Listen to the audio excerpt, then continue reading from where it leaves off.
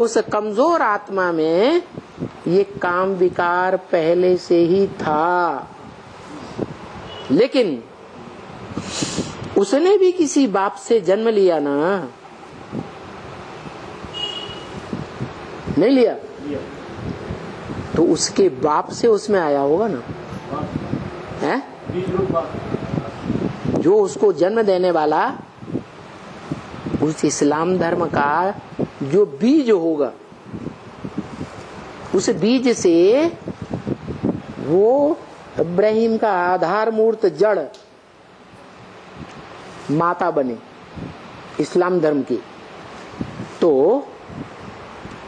वो जड़ को पैदा करने वाला कोई बीज था, तो जो बीज था वो इस्लाम धर्म का बीज साबित हुआ।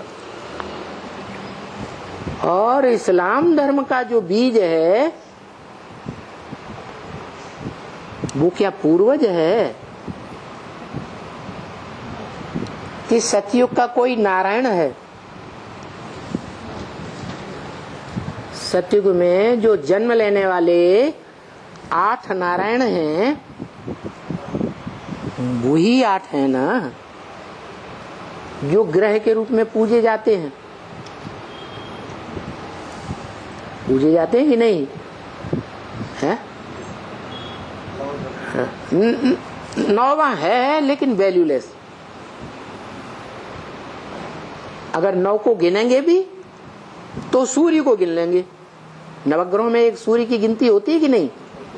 उस सूर्य की या धरती के सूर्य की? धरती के सितारे भी हैं, धरती का चंद्रमा भी है, धरती का सूर्य भी होगा। तो जो धरती का सूर्य है उसको गिन लेते हैं नवग्रहों में, लेकिन वास्तव में वो 9 ग्रहों के अंदर है, लेकिन नक्षत्र है या ग्रह है? वो तो स्वयं प्रकाशित है। इसलिए जो 8 नारायण बचे सतयुग के, उन 8 नारायणों में से जो दूसरा नारायण है वो दूसरे नंबर के धर्म पिता का आधार बनता है। उसको भी जन्म देने वाला संगम युग में बैठा हुआ है बीज। उस बीज को भी परिचय देने वाला जो इस्लाम धर्म का पूर्वज आत्मा है, जो असल सूर्यवंशी है, क्या वो असल सूर्यवंशी अष्टवसु कहे जाते हैं, अष्टदेव वो है। और उस उन 8 का भी कोई बीज है या नहीं? कौन है? मनुष्य सृष्टि का बाप। तो जो मनुष्य सृष्टि का बाप है वो आदम और वो माता ईव, दोनों को हिदायत दी कि बॉडी के बीच का फल नहीं खाना, लेकिन बहुत जन्मों के सुख भोगते भोगते ईव वो बात भूल गई, टोटली भूल गई। और ईव का मन चंचल हुआ और उसने क्या किया? आदम को बरगलाना शुरू कर दिया हाव भाव से, और आदम अपने को रोक नहीं सका। तभी से काम विकार की शुरुआत हो चुकी। तो काम विकार का भी बाप कौन हुआ?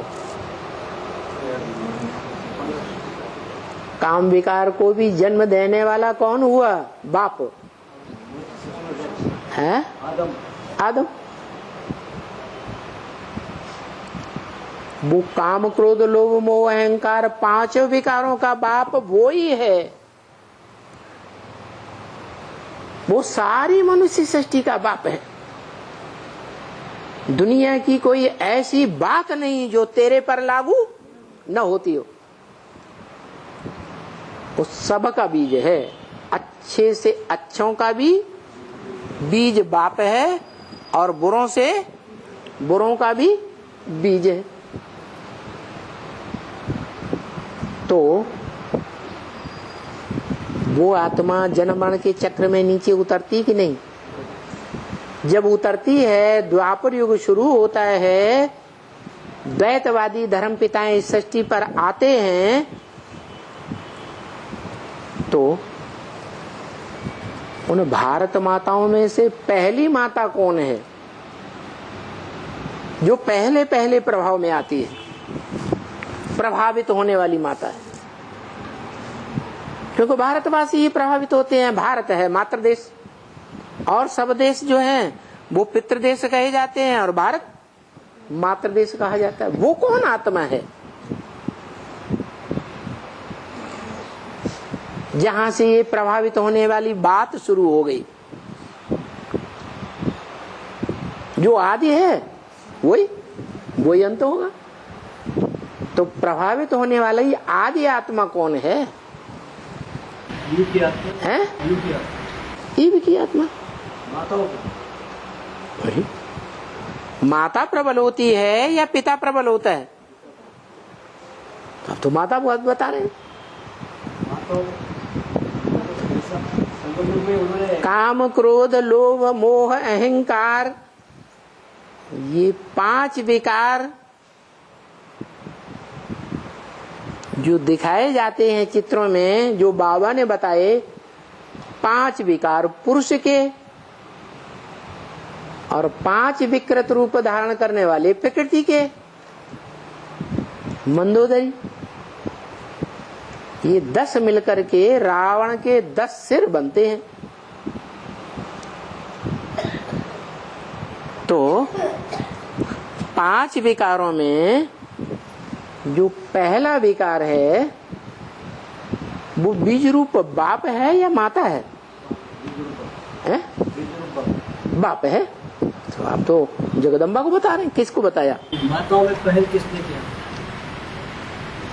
जगदम्बा पहली माता है।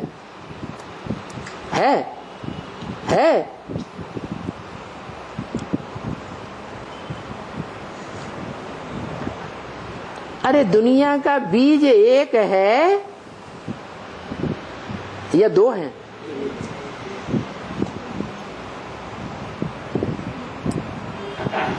तो माताओं का भी कोई बीज होना चाहिए या नहीं होना चाहिए, जिससे पहले कोई भी माता ना हुई हो?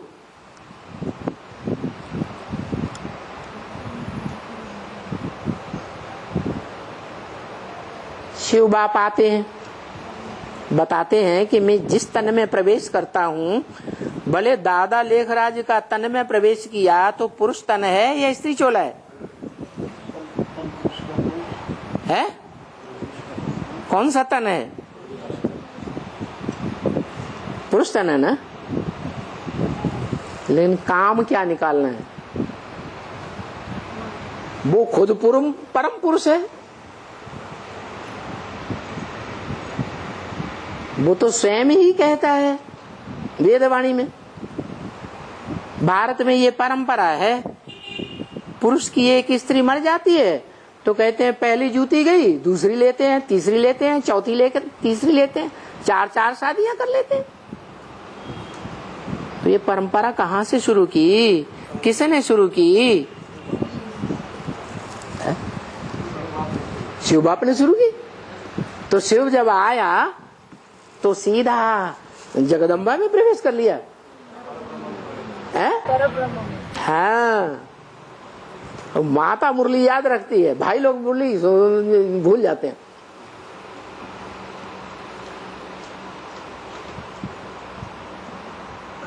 अरे कितना लंबा टाइम हो गया परम ब्रह्म की बात बताते बताते। शास्त्रों में भी बताई है, गुरु ब्रह्मा गुरु विष्णु गुरु देवो महेश्वर गुरु साक्षात परम ब्रह्म तस्मै श्री गुरुवे नमः। उस परम ब्रह्म गुरु को नमन करता हूं। शिव बाबा ने भी कहा माता गुरु को जरूर मानना पड़ेगा। तो माताओं में वो पहली माता कौन है? जो परम ब्रह्म, बड़ी ब्रह्म, बड़ा माता है। तो जैसे शिव दादा लेखराज में आते हैं, कहते हैं मैं इनका नाम ब्रह्मा रखता हूं, ऐसे ही प्रजापिता में पहले पहले आए और क्या नाम रखा काम निकालने के लिए? ब्रह्मा नाम रखा। तो पहला पहला ब्रह्मा हुआ, बड़े थे बड़ा ब्रह्मा, जो सृष्टि रूपी परिवार है परम पिता का, वो रचने के लिए उस परम पिता ने पहली पहली माता, परम ब्रह्म कहो, वो निर्धारित की काम निकालने के लिए। ये टाइटल क्यों दिया? परम ब्रह्म का टाइटल क्यों दिया? क्योंकि शास्त्रों में जितने भी नाम हैं वो काम के आधार पर है। तो क्या काम किया? अरे माता क्या करती है? सृष्टि की जो भी प्राणी मात्र हैं, जो भी बच्चे हैं, उन सब की पालना करेगी ना, करती है ना। तो नई सृष्टि की पालना करने के लिए जिस तन को निमित्त बनाया, पहले पहले माता बनाया। तो इसलिए मंदिर में जाते हैं शिवलिंग के सामने, तो शिवलिंग एक है या दो हैं? है? अरे शिवलिंग एक है मंदिर में या दो चार हैं? एक है। एक के सामने जाके कहेंगे त्वमेव माता च पिता त्वमेव, तू ही मेरी माता है, तू ही मेरा पिता है। माता है बड़ा रूप, पत्थर, पत्थर बुद्धि। क्या है? पत्थर बुद्धि माता है, और चैतन्य उसमें बिंदु, वो पिता है। वो बिंदु सदैव चैतन्य था, जिसकी सात्विक यादगार सोमनाथ के मंदिर में द्वापर के आदि में दिखाई गई। उससे पहले तो कोई सात्विक यादगार बनी नहीं थी। तो सोमनाथ मंदिर में जो शिवलिंग बनाया गया, जिसके बीच में हीरा रखा हुआ था, वो हीरा किसकी यादगार है? शिव की यादगार तो हो नहीं सकती, क्योंकि शिव स्वयं ही ब्रह्म वाक्य में बोलता है कि न मैं पूज्य बनता हूं न पुजारी बनता हूं, मैं आत्मा तो हूं, निराकार तो हूं, ज्योति स्वरूप तो हूं। हीरे के समान ही ज्योति स्वरूप नहीं कहेंगे, क्योंकि हीरा तो पत्थर है और शिव कभी पत्थर बनता ही नहीं।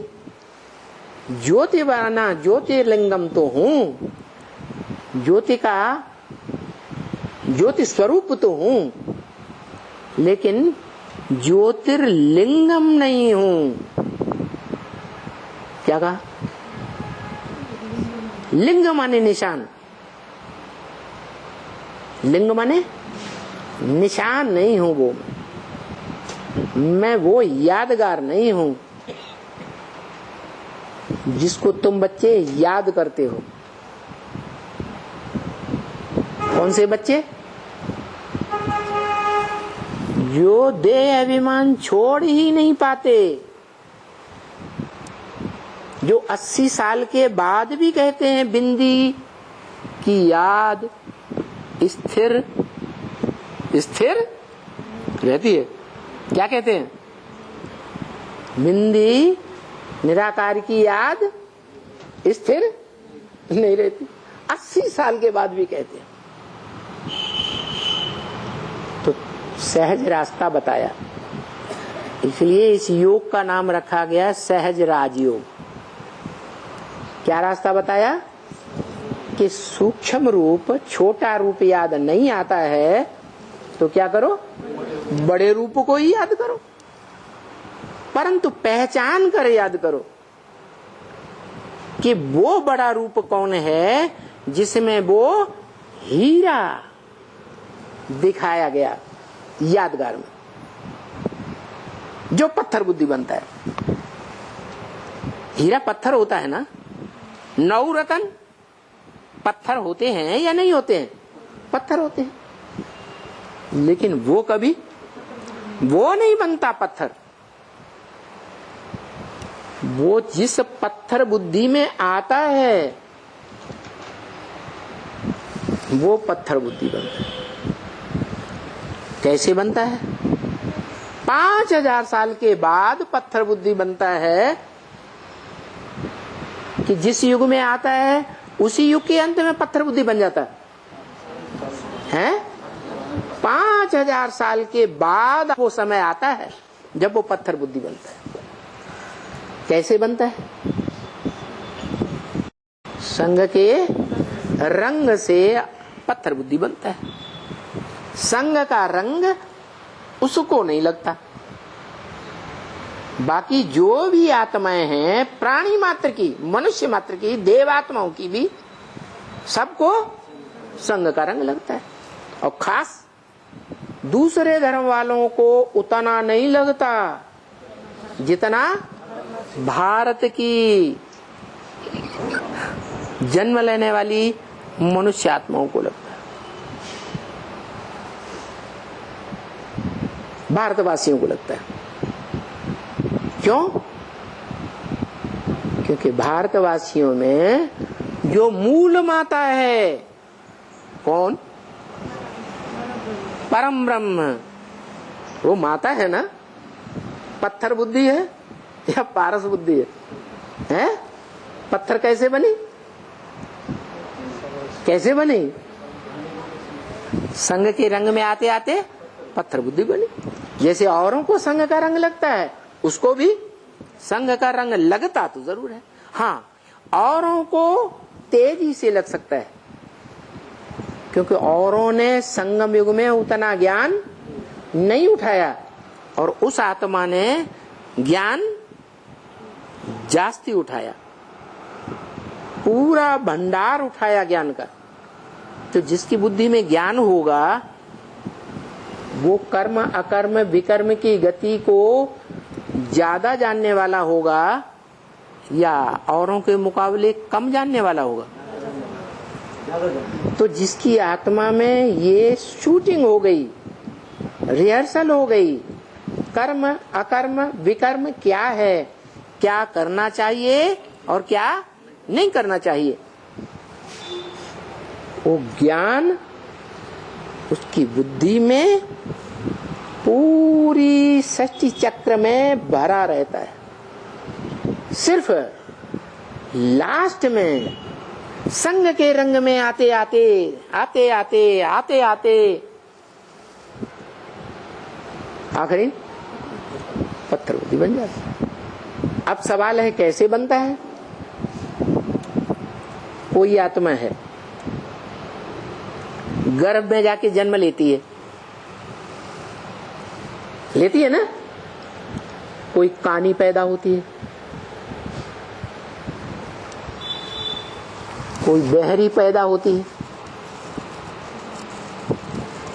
कोई गूंगी पैदा होती है, कोई लूली पैदा होती है। कैसे हुई? पूर्व जन्म के कर्मों के आधार पर ऐसा जन्म मिला। आंखों से बहुत ही पाप किया,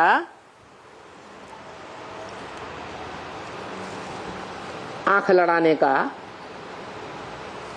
व्यभिचार करने का, तो जिससे एक बार आंख लड़ गई, कन्या तो कोमल होती है, उसको सारी जिंदगी याद आती रहेगी। पाप तो बन गया ना। तो जो पाप बन जाता है और पाप के ऊपर पाप उसी जन्म में बनता ही रहता है, आदि हो जाता है, वो पाप ज्यादा न बढ़े तो अगले जन्म में अंधा होकर के पैदा हो गया, वो पाप बनेगा ही नहीं, भूल जाएगा। संग का रंग लगने का सवाल ही नहीं। तो देखो, ये आंख की जो इंद्रिय है वो इतना असर डाल देती है। ये ज्ञानेंद्रिय है ना, समझने का यंत्र है ना। आंख देखने का यंत्र है, कान सुनने का यंत्र है, जिह्वा बोलने का यंत्र है, नाक सूंघने का यंत्र है। तो यंत्र क्या हो गया है? बेकार हो गया। तो ज्ञानेंद्रियों से समझ की शक्ति खत्म हो गई। हो सकती है कि नहीं? ऐसे ही कर्म इंद्रियों से कर्म करने की शक्ति क्षीण हो जाए। तब जब कोई प्रकार की शक्ति नहीं रहती है, सारी शक्तियां जवाब दे देती हैं, आत्मा में ऐसे संस्कार भर जाते हैं कि वो अंतिम जन्म में आकर के सब प्रकार की जितनी भी शक्तियां हैं मनुष्य के अंदर, उन सभी शक्तियों से लुंजुम पुंजुम बन जाता है। क्या? लुंजुम पुंजुम जब बन जाता है, तब अंत समय में कहेंगे कि वो आत्मा सुधरने के काबिल नहीं रही। उस पे आप किसी का संग का रंग भी नहीं लग सकता, एकदम पत्थर बुद्धि हो गई। पत्थर बुद्धि आत्मा हो गई कि तन हो गया। आत्मा पथराती है तो तन की इंद्रियां नहीं पथराती है। तन के ऊपर असर नहीं पड़ता गर्भ में है, पूर्व जन्मों का हिसाब किताब। तो ऐसा पत्थर बुद्धि आत्मा में जो शरीर तैयार होता है अंतिम जन्म में, वो अंतिम जन्म की इंद्रियां ऐसी पथराए जाती हैं कि उसमें प्रवेश तो किया सुप्रीम सोल ने, अखूट ज्ञान के भंडार ने प्रवेश किया। तो वो जो बोलता है, तो बोलने वाला कौन है? शिव। तो सुनने वालों को सत्य ही सुनाई देगा या उसके मुख से असत्य सुनाई देगा? सत्य सुनाई देता है। देखने वालों को सत्य ही दिखाई देता है, क्योंकि वो आता है तो तन को और तन की इंद्रियों को कंट्रोल करता है या नहीं करता है? अर्जुन के रथ को कंट्रोल किया ना, घोड़ों को लगाम लगाई ना, इंद्रियों को लगाम लगा, वो घोड़ों को कंट्रोल किया ना, बुद्धि की लगाम अपने हाथ में ली ना, तो वो तन की इंद्रियों को कंट्रोल करता है। क्या? मन को कंट्रोल नहीं करता, बुद्धि को कंट्रोल नहीं करता। मन हम में से किसी भी आत्मा को वो कंट्रोल नहीं करता। दीगर मनुष्य आत्माओं के न तन को कंट्रोल करता है, न मन बुद्धि को कंट्रोल करता है। हाँ, जिन बच्चों से उसे सेवा लेनी है उनमें प्रवेश करके अपना कार्य करके चला जाता है। किसी को पता नहीं पड़ता। तो साबित हुआ उसका सिद्धांत तो ये है कि स्वतंत्र रहो और आत्मा को स्वतंत्र रहने दो। तन को कंट्रोल किया और तन भी ऐसा कंट्रोल किया जो बिल्कुल पत्थर बुद्धि। माउंट आबू का ग्रेनाइट पहाड़, दुनिया में एक ही पहाड़ है यादगार रूप में, जो जमीन के अंदर इतना गहराई तक गया है कि बड़े बड़े भूकंप जब आएंगे तो वो टस से मस नहीं होगा और दुनिया की बिल्डिंगें गिरती रहेंगी, वो अंत तक स्थिर रहेगा। अंत में जाकर के वो भी डाउन। इतना जबरदस्त और बड़ा पत्थर है। तो रही पत्थर बुद्धि की बात, क्योंकि पत्थर भी जमीन की चीज है। कहां से पैदा होता? जमीन से पैदा होता। लेकिन वो जो ब्राह्मण चोटी है, क्या क्या यादगार है? ब्राह्मण चोटी कि जब जलमयी होगी तो सारी दुनिया जलमग्न हो जाएगी। अमेरिका, यूरोप, अफ्रीका, अरब देश, ऑस्ट्रेलिया, एशिया, चीन, जापान, ये सब जलमग्न हो जाएंगे। एक भारत ही बचेगा। भारत में भी जलमयी होगी। ऐसे नहीं भारतवासी जो है जिंदा रह जाएंगे शरीर से, शरीर से ही मृत्यु होती है। एक चोटी है दुनिया में जो जलमग्न नहीं हो पाएगी। कौन सी? एवरेस्ट, यादगार। तो बताया वो तो जड़ चोटी है, लेकिन जो चैतन्य चोटी है उसके लिए बताया ब्रह्म वाक्य मुरली में कि मैं जब आता हूं तो जब सारी दुनिया दलदल में डूब जाती है तो चोटी पकड़ करके खींचता हूं। क्या क्या पकड़ के? कान पकड़ के नहीं, जो सुनने सुनाने वाला बड़ा कान दिखाया जाता है। क्या मुसलमानों में कहानियां बनी हुई हैं, तो उनमें एक ऐसा भी पार्टधारी है जो बड़े बड़े कान वाला दिखाया जाता है। अपने यहां बाबा ने वो कह दिया महारथी, हाथी रूपी, हाथी जैसा महारथी। गणेश को कैसा दिखाते हैं? बड़े कान वाला। तो बड़े कान का मतलब यह है ज्यादा सुनता भी है और ज्यादा सुनाता भी है। कौन सी आत्मा है जो ज्यादा सुनती भी है, सुनाती भी है? ब्रह्मा वाली आत्मा। उसको पकड़ करके नहीं सारी सृष्टि को ऊपर उठाता, 5 विकारों की दलदल में से ऊपर नहीं उठाता। किसको उठाता? चोटी। तो जो ब्राह्मण चोटी है उस चोटी को पकड़ करके खींचता है। कैसे खींचता है? ज्ञान की डोर से।